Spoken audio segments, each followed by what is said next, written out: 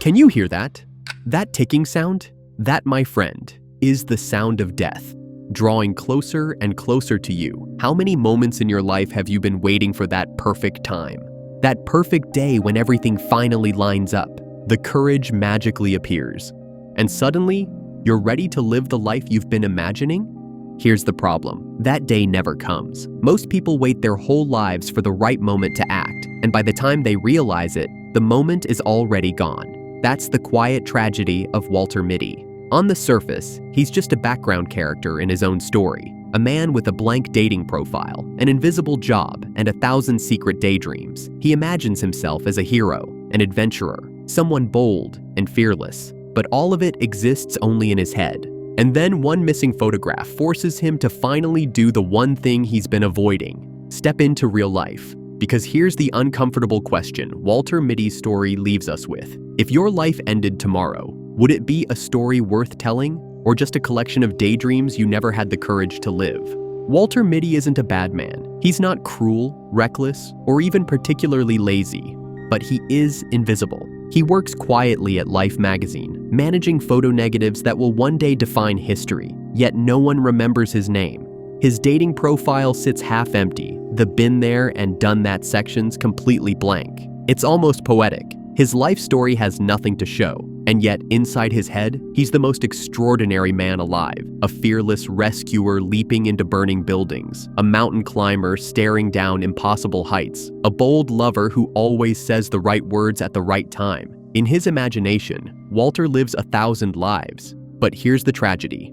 Not one of them is real. And the longer he hides inside these fantasies, the further away his real life slips. Cheryl, the woman he quietly admires, doesn't even know he exists beyond polite hallway greetings. His bosses barely notice him, except when they need someone to blame. Walter represents something we all fear: the quiet suffocation of a life that looks fine on the outside, but feels empty on the inside.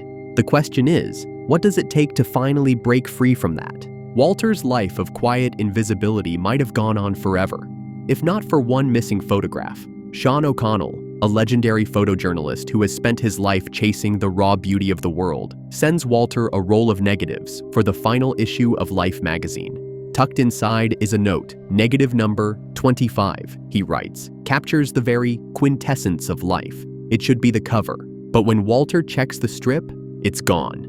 In that moment, his daydreaming isn't just a personal weakness anymore. It's a threat to his job, his reputation, maybe even the legacy of the magazine itself.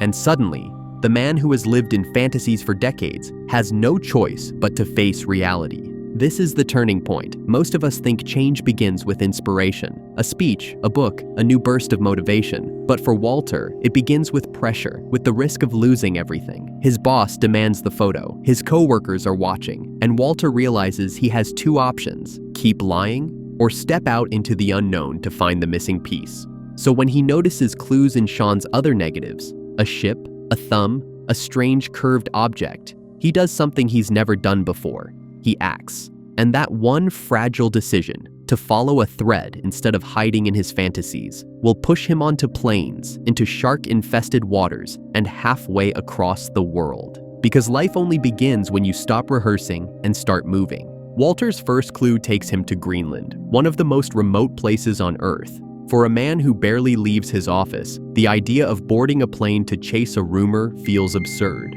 And yet, he goes. But here's where it gets interesting. The universe doesn't reward him with a smooth start. There's no gentle welcome into adventure. Instead, the only way to reach Shawn's ship is on a postal helicopter, flown by a drunk pilot. Walter hesitates. His whole life has been built on hesitation, but this time, something is different. He doesn't talk himself out of it. He doesn't retreat into another daydream. He climbs aboard. Minutes later, he's leaping out of that same helicopter into icy waters, surrounded by sharks, clutching for survival. It's chaotic, terrifying, humiliating, and yet, it's real. This is where the film delivers its first truth. The beginning of any real change doesn't feel cinematic. It feels uncomfortable, even stupid. You're not the confident hero of your imagination. You're awkward, gasping for breath, just trying not to drown. But here's the paradox. The very moment you look most foolish is often the exact moment your life finally begins. For Walter, Greenland isn't glamorous, it's messy, but it's proof that he can act, even when everything in him is screaming to stay safe. And that tiny shift will change everything that follows. From Greenland, Walter tracks Shawn's trail to Iceland. It's here that the adventure stops feeling like a vacation and starts feeling like a test. He bikes across endless stretches of land, skateboards down dangerous winding roads, and races against time as a volcano erupts behind him.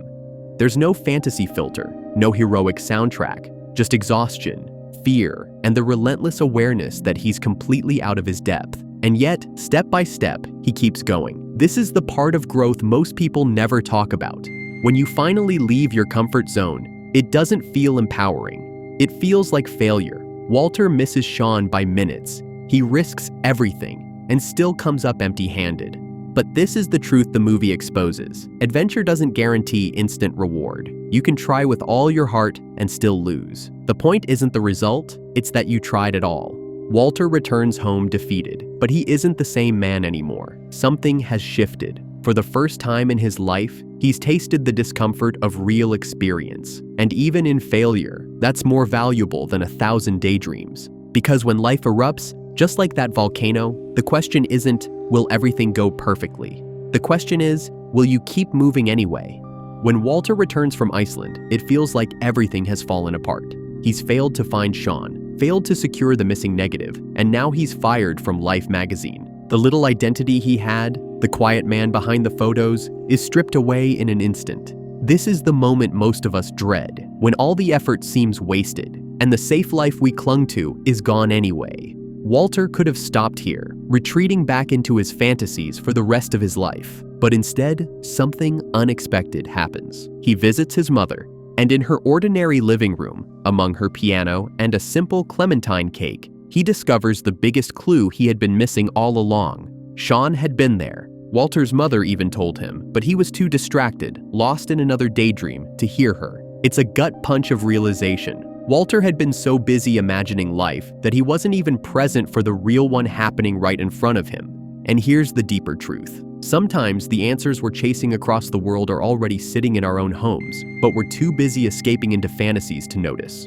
For Walter, this is the turning point. He doesn't just chase adventure anymore. He learns to pay attention, to stop drifting, to be awake in the moment. And that new awareness will carry him to the most remote place yet, the Himalayas. Walter follows the trail all the way to the Himalayas, harsh, remote, unforgiving. And there, at the edge of the world, he finally finds Shawn O'Connell. Not in the middle of some staged, cinematic moment, but quietly, patiently waiting with his camera. Shawn isn't chasing noise or chaos. He's waiting for something rare, the ghost cat, a snow leopard so elusive it's almost mythical. When Walter asks why he isn't taking the photo, Shawn gives an answer that stops him cold. If I like a moment, I don't always take the shot. I just want to stay in it. Think about that. Walter has spent his whole life escaping reality to chase imaginary moments.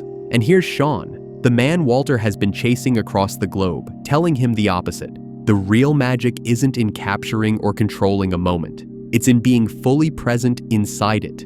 And then comes the twist. The missing negative wasn't lost in some exotic location. It had been in Walter's wallet all along, a gift from Shawn he had discarded without even noticing. This revelation is more than a plot twist.